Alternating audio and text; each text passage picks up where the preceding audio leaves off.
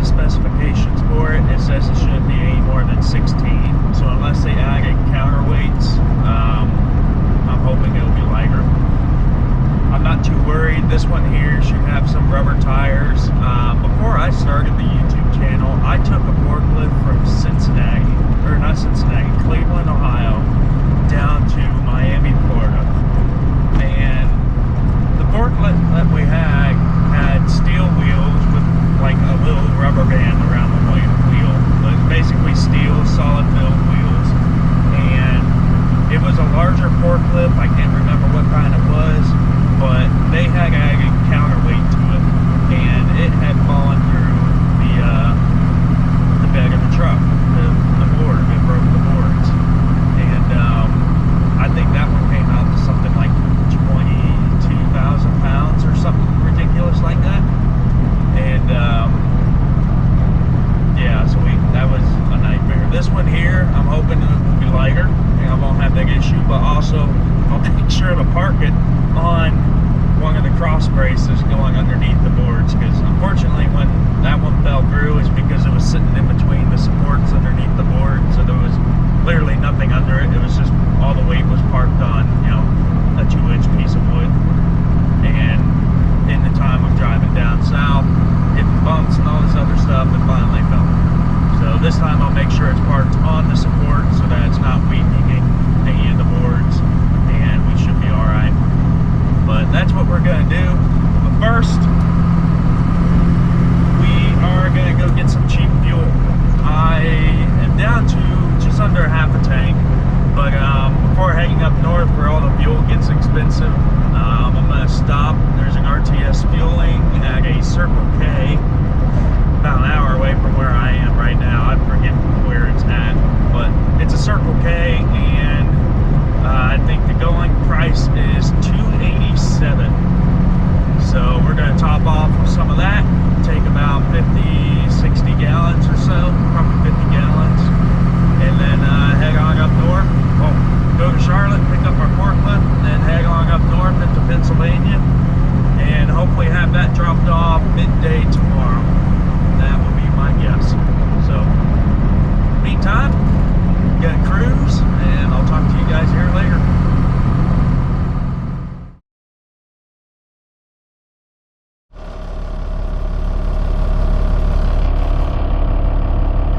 Morning. I just want an easy week. Is that too much to ask for? Oh boy, where do I begin? Well, right now we are sitting at the TA in, oh, I don't remember. We're in Pennsylvania, off of 81, whatever. We're in Pennsylvania. Not Pennsylvania, we're in Virginia. See, this is how lost I am. First problem. Yeah, we gotta go to check engine light. Also, you can see we're running a little warm. So, a handful of things are going on right now. One, check engine light. I'm in line to go into the shop to get it checked out. Earlier today, cruising on up down the highway. Whoop. I think I might have them. Hang on. Good afternoon, guys. What a day this has been. It's the next day. We are just outside of York. We got our forklift, and boy, let me tell you, to keep long story short, for one, I just wish I could have an easy week. That'd be nice, but I guess I can't get that. The forklift ended up being electric, so I had to tarp it.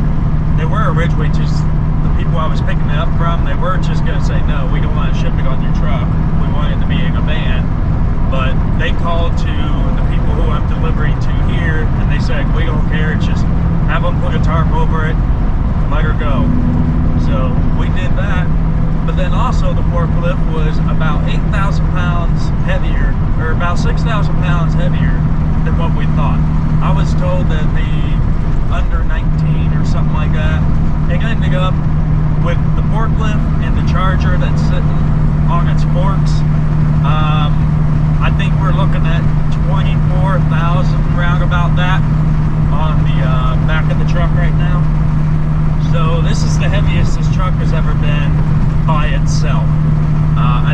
got a scale ticket. I'm just shy of 44,000. This truck weighs about 20,000 empty, so about 24,000 on the back of the truck. But then to make matters worse, remember how I said I went and got cheap fuel? Well, I filled up at a Circle K. It wasn't like it was in the boonies or anything like that, but I think I either got the fuel at the bottom of the tank or it was bad because the truck ain't happy. About 150 miles into the journey, she started to sputter a little bit, threw a check engine light, went into a D-rate mode. It's running fine in a D-rate, just obviously way down on power. And I stopped at a TA to get them to read the code just to see exactly what it is. The code's for low fuel rail pressure, and it's very vague. It doesn't say specifically if the fuel filter's clogged or anything like that, but that's kind of what it's looking like. It's low fuel rail pressure for injectors, something yada yada. So anyways, after I restarted the truck there, the check engine light went away and it ran fine. So I got a spare fuel filter, but I'm trying to burn all the bad fuel out of it. But I decided to hit the road again, and about an hour and a half into the drive, the check engine light came back on. It coughed and sputtered a couple times, but tricked it into a D-rate mode again. So I'm currently driving at a D-rate. That's why everyone's passing me. I'm currently doing 52 up this hill. It sucks. I've been having to basically keep my momentum as much as possible because, to give you an idea, I'm running at about 75% power. So instead of making 330 horse at 1,000 foot-pounds, I'm probably doing 270 at 800 foot-pounds. I don't know. But anyways, this is our exit. Our forklift dealer's right over to the left. We're gonna get this unloaded. I haven't booked anything yet. I think it's getting late in the day. I got going early this morning. It's 1:34 right now. I got 3 hours left to drive. So I'm just gonna get this off, find me a place to park, and I might let the truck run overnight and try to burn off some more of that bad fuel. And then I'll top it off in the morning and swap out the fuel filter. I'm hoping that's what it is. It's totally drivable, but it's annoying. Being that I'm at my max weight, it's not very fun having to deal with that right now. Because I need every bit of power I can get. But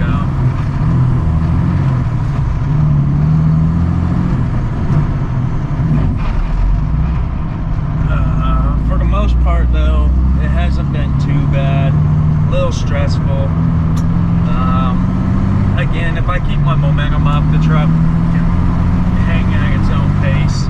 If I get shown a hill, it gets a little tricky. But I don't know. I'm hoping that's just a fuel filter and nothing else, because I did have the one injector replaced. So I'm hoping not another injector fail or anything like that. I really don't want to deal with that. But if I could keep lightweight loads, like if it's not the fuel filter, if I could keep lightweight loads, then that would be okay. I could sort of just baby it with that.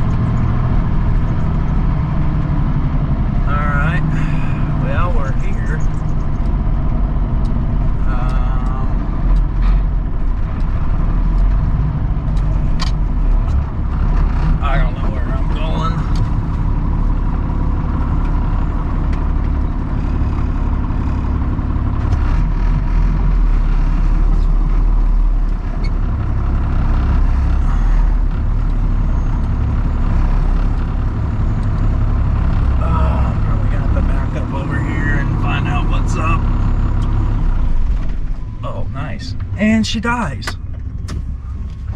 You guys were there firsthand for that one. Okay, we're gonna roll this sucker on backwards.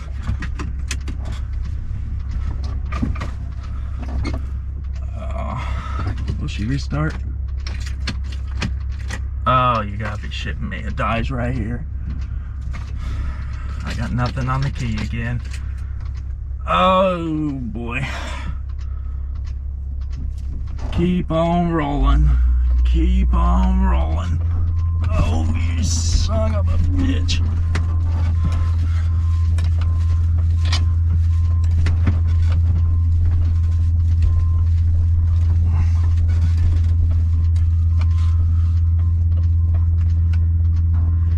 Well, that ain't no good. We'll let it sit here for a bit, and hopefully the computer will clear out. I just can't have an easy day. Alright, we'll go into all that bull crap here later. It just happened. For now, we got forklift to unload. Let's do it.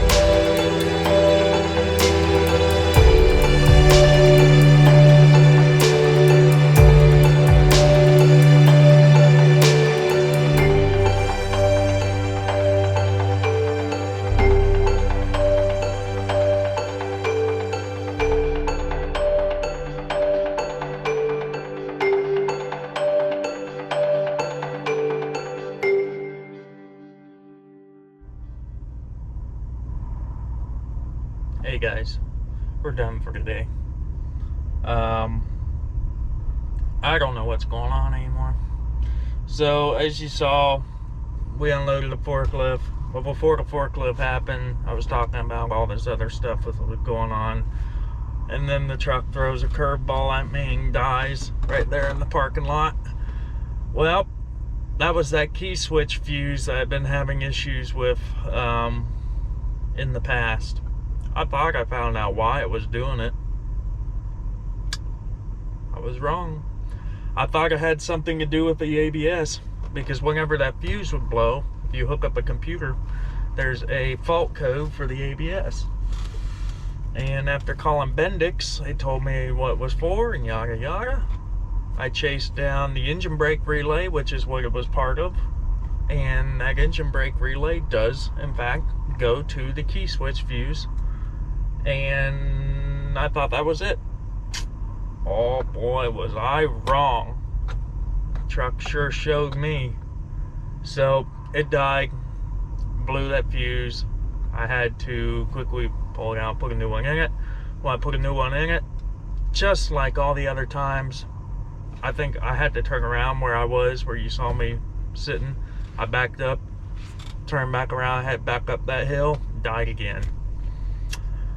So put another fuse in there, which at this point I'm going to need to go buy more 10 amp fuses. Put another fuse in there, and it's been fine since then. But it got me thinking. So every time that fuse is blown, I've had the drop axle down. The drop axle is technically connected to the ignition in some way, because when you turn the key off, the drop axle lifts. It kills the power to it, and I guess it automatically lifts it and does its thing. So maybe I need to play around with the wiring going from the drop axle back up to here. It could be rubbing somewhere on the frame rail or something like that, and it shorts and trips it. But what's kind of strange about it though is they always happen back to back, it seems. And then it looks like you're good for a while. What I want to know is, will it still happen if the lift axle is up? So I don't know. So now I still got to deal with that. Fuel wise, obviously I shut off the truck and restarted it, so I'm not in my D-rate mode. It's driving fine. Like I said, I think I'm going to keep driving it as is, burn the rest of this fuel out, and then once I top off the tanks again, I'll replace the fuel filter. I'm hoping that's the issue there and nothing else, but that's what we're looking at there. I do not have a reload yet. I've been looking. Things are slowing down as it's starting to get late. It's 4 o'clock right now. So I think what I'm going to try to do, rates are terrible right now, and it's December. I get it. I remember this last year. Things start to slow down in December. There's not a lot of stuff moving, and everything is moving for cheap. So I'll keep an eye out for stuff, but ideally I want to find something that's maybe a little bit lighter weight this time, one that isn't stressing the truck so much. And yeah, so there's just a whole bunch of stuff that's still going on. It's giving me gray hairs, but I'll get through it. It's just, you spend a bunch of money expecting not to have problems, and you still have problems. But that's the challenge with an old truck. It's got 800,000 miles on it. I beat the living crap out of it. So it's just, it is what it is.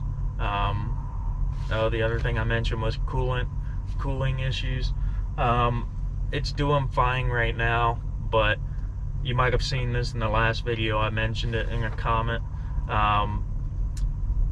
I'm thinking that the thermostat is bad. We just replaced the thermostat, but I'm thinking it's bad because when you sit in idle for a long time, it will heat up to where the engine fan has to kick in. And the first 2 days I was driving the truck, I didn't notice anything weird, you know, cooling wise.